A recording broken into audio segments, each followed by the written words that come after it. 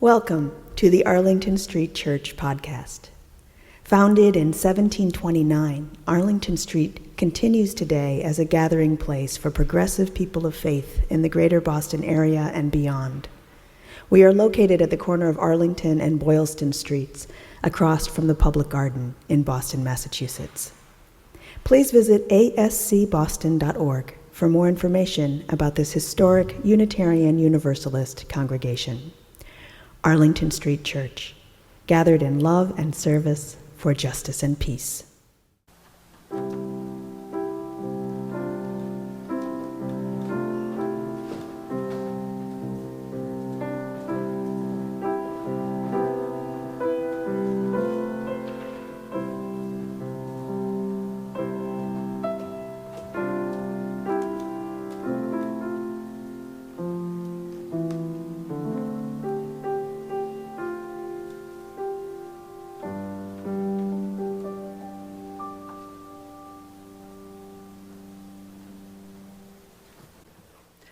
Good morning. It's hot. The divine Joni Mitchell appeared at the Newport Jazz Festival a few weeks ago on July 25th. Her presence saturated the media. At 78 years, having recovered from a brain aneurysm, her sound was powerful and genuine. Joni sat in a gold chair and sang several of her classics. She sang Both Sides Now, Tears and Fears and Feeling Proud, To Say I Love You Right Out Loud, Dreams and Schemes and Circus Crowds, I've looked at life that way. But now old friends, they're acting strange. They shake their heads, they say I've changed. And then the line heard around the world. Well, something's lost, but something's gained in living every day.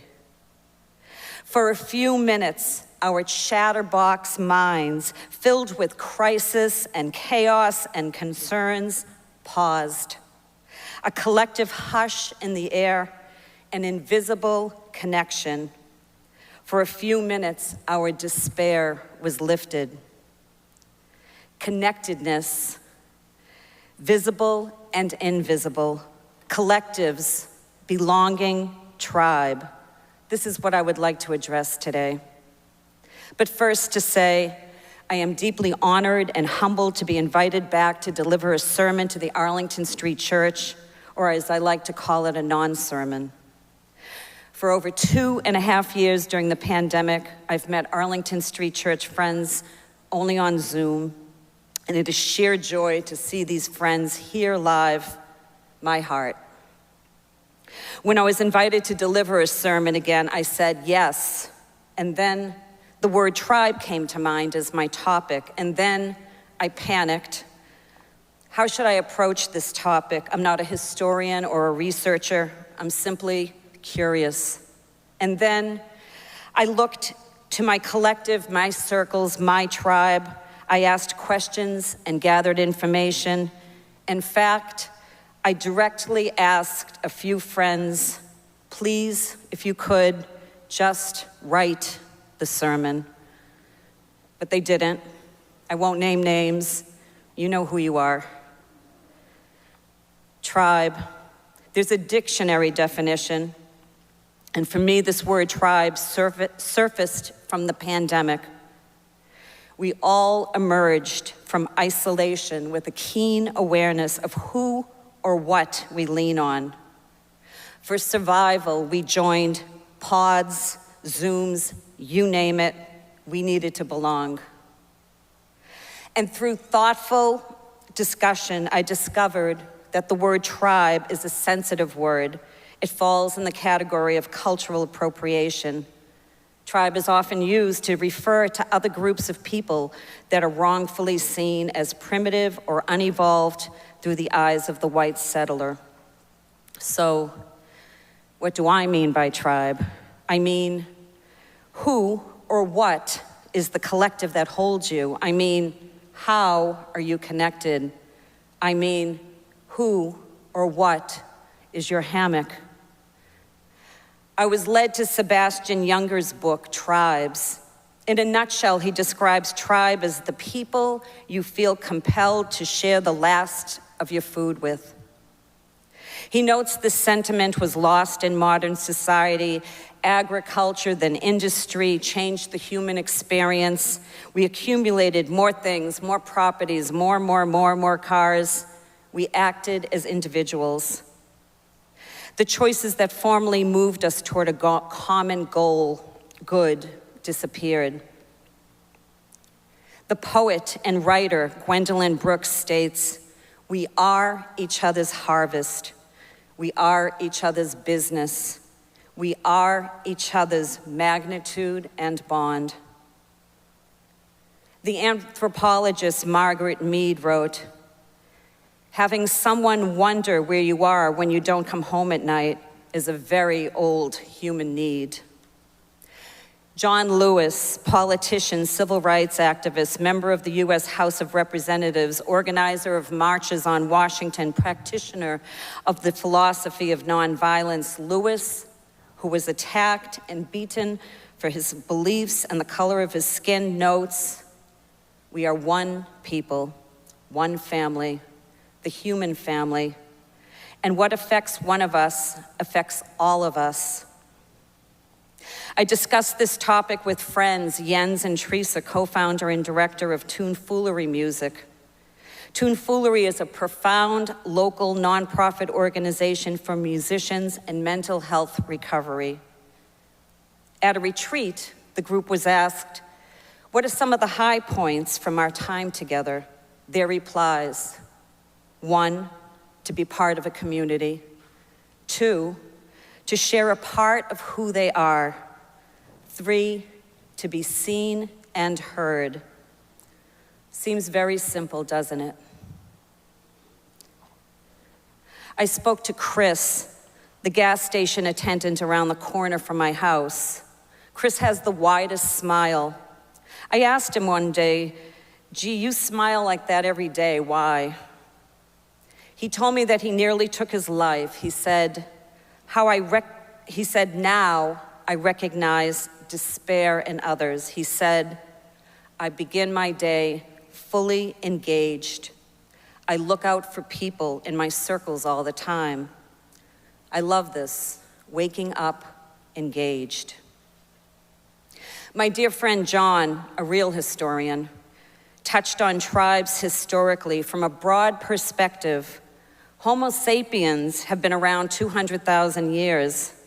And for most of those years, we lived in tribes as hunters and gatherers. We only began to farm and build cities around 10,000 years ago. So as John noted, we really are hardwired to be together in a collective. We want to find value, contribute to a group, and belong. And further, thinking on various layers of tribe, local, national tribes. In this time of our country's division, which collective are we aligned with? Who or what will we stand by? On our international global tribe, the pandemic has no borders. We are all intertwined. And more expansively, our ecological universal tribe, birds, plants, animals, air. We are currently in the midst of a grand imbalance, extreme scorching heat and flooded lands. We are poorly aligned with the greater collective called nature. And we know that if we don't acknowledge these dangers, we all will suffer. As a person choosing to engage in circles, local, national, global, universal, at times, my heart fills with despair during these challenging days. Like many of us, I really don't know how to navigate through this quagmire. I don't know how to help the collective. It's overwhelming, isn't it? I stumbled upon a Howard Zinn quote recently that helped me, and I'm going to be running with this one for a while. From his book, "You Can't Be Neutral on a Moving Train." He said, "To be hopeful in bad times is not just foolishly romantic. It is based on the fact that human history is a history, not only of cruelty, but also of compassion, sacrifice, courage, kindness. What we choose to emphasize in this complex history will determine our lives. If we only see the worst, it destroys our capacity to do something. If we remember those times and places where people have behaved magnificently, this gives us the energy to act.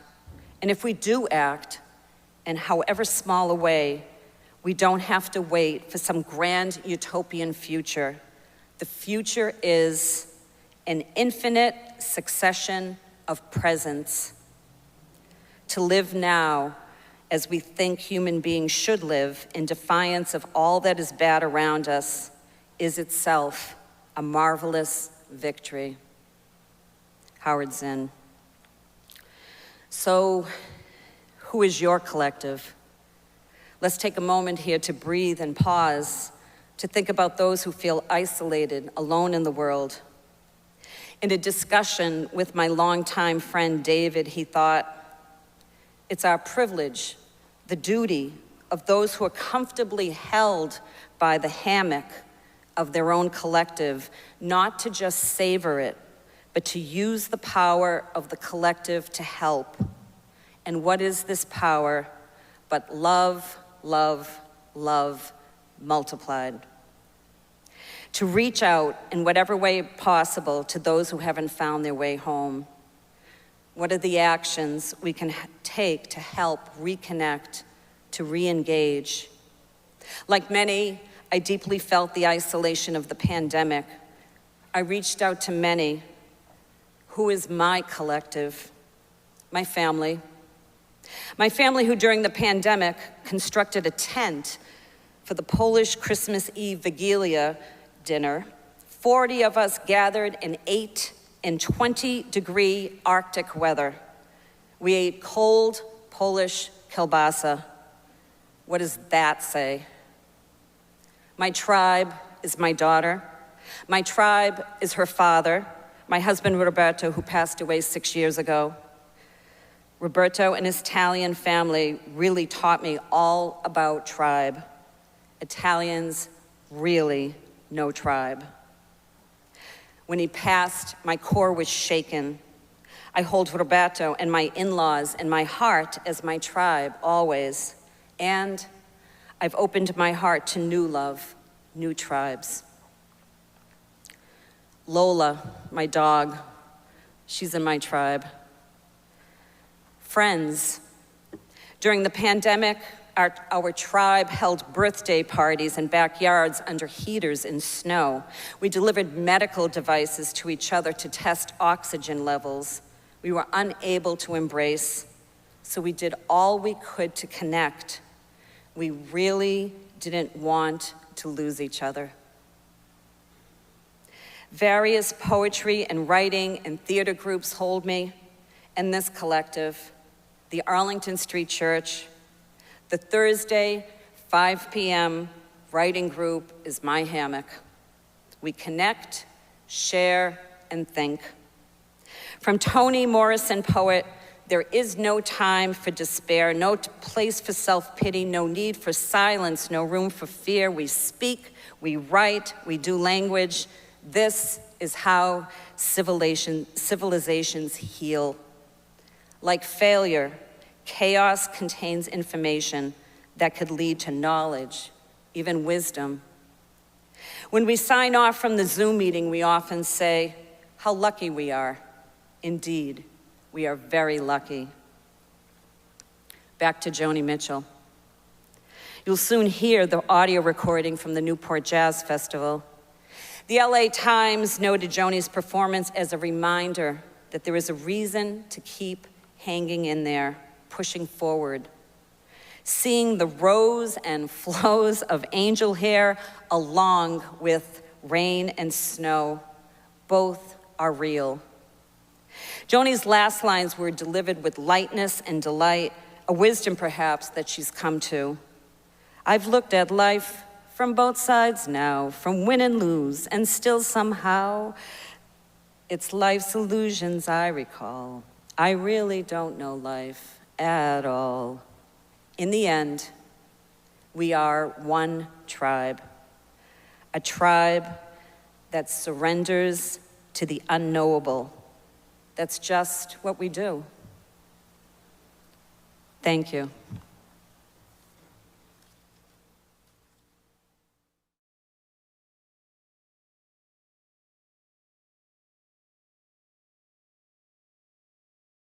And now for our benediction, I invite you to put your hands over your heart in Namaste.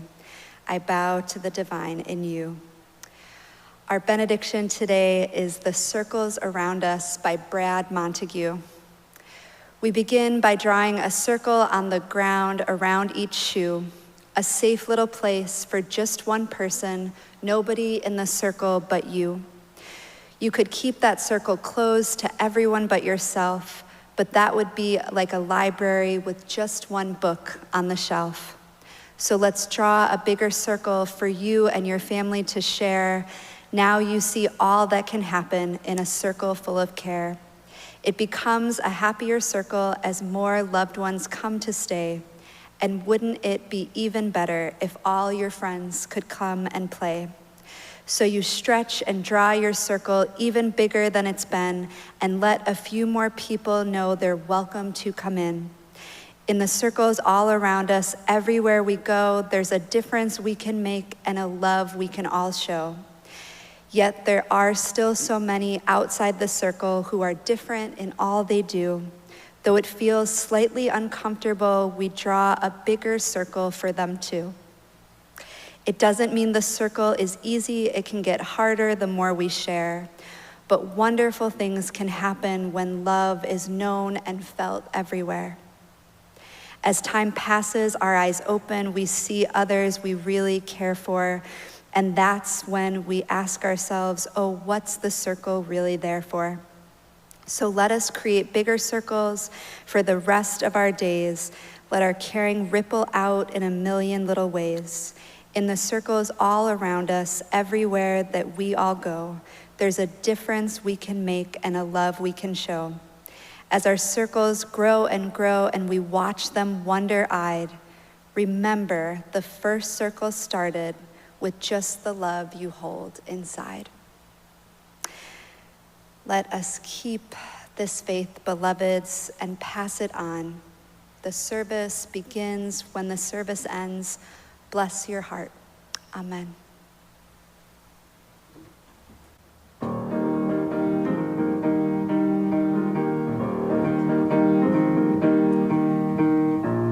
Where you go, I will go, beloved.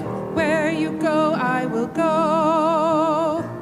Where you go, I will go, beloved. Where you go, I will go.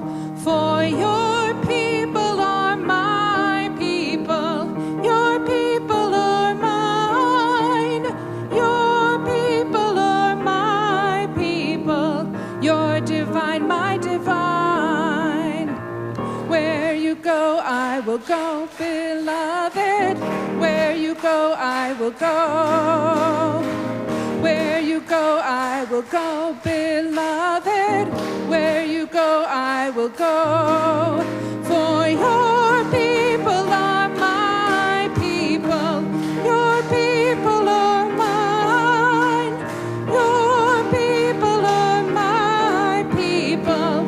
You're divine, my divine.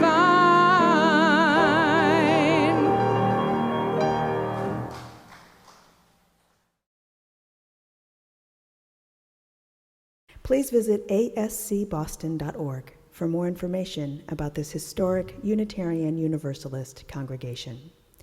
Arlington Street Church, gathered in love and service for justice and peace.